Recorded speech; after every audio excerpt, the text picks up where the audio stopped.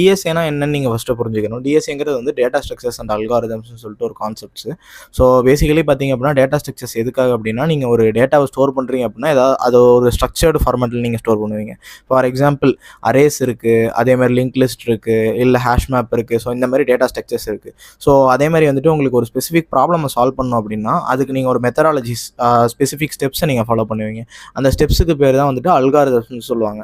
For example வந்துட்டு சார்ட்டிங்க்கு வந்து நிறைய அல்காரிதம் இருக்குது. So for example merge sort இருக்குது, பபுள் சார்ட் இருக்குது. ஸோ அந்த மாதிரி சார்ட்டிங்கு.